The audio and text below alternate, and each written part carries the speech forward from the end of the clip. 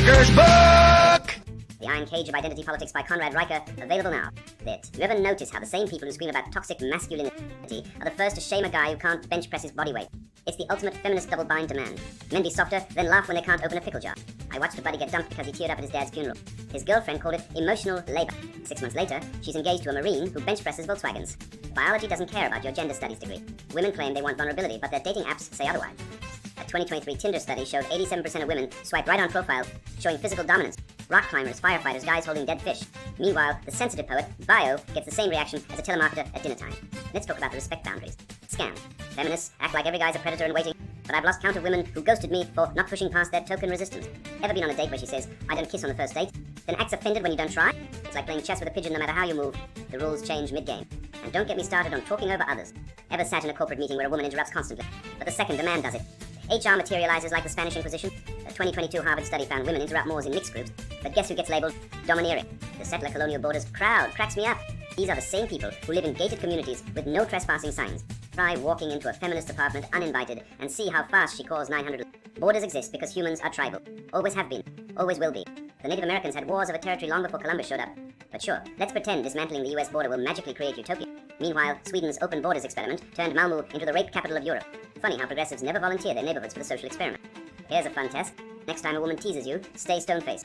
If she gets mad, congratulations, you just proved she wanted you to react. It's like a cat batting at a mouse. No squirming, no fun. And the handle her family gauntlet? Another lose-lose. Agree too much, you're a pushover. Disagree, you're threatening. My cousin brought his fiancé's dad a 6-pack of craft beer. The guy called him a hipster soy boy. Next visit, he brought Bud Light.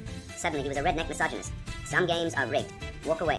Nationality is just oppression. Olympics for people who've never felt real hardship. Timberlake Crenshaw's theory boils down to straight white men bad. Everyone else gets victim points. Ever notice how these academics never apply to, say, Asian men out-earning white women, or black women dominating college admissions? Nope. Facts are racist when they don't fit the narrative. Meanwhile, men die younger, work deadlier jobs, and get drafted while gender studies majors cry about microaggressions in Starbucks. The feminization of the workplace is why your plumber charges $300/hour. When women flooded teaching, wages dropped 30%. Now it's happening to tech, medicine, law. They call it progress. I call it the great enshittification. My mechanic shop hired a diversity hire who couldn't change a tire. Customers waited weeks for repairs. Guess who fixed her mistakes? The same toxic men feminism vilify. And spare me the incarceration double standard. Women get lighter sentences because judges see them as helpless children. A man steals a car. It's grand theft auto. A woman does it, she's escaping trauma. But when a woman falsely accuses a man, the system moves faster than a SpaceX launch. Just ask the Duke Lacrosse team. Their lives got torched on a stripper's lie, and the media cheered. Here's the truth. Civilization runs on male labor. The woke brigade typing tweets on iPhones? Built by Congolese men mining cobalt in hellish conditions. The electricity powering their protest. Maintained by men dangling from power lines in Hurricane. But sure, let's pretend male privilege means dying 5 years younger to fund their alimony payments. The only thing toxic here is the lie that men are the problem. Stop apologizing. Start winning. The Iron Cage of Identity Politics by Conrad Riker. Bye now. Links below video.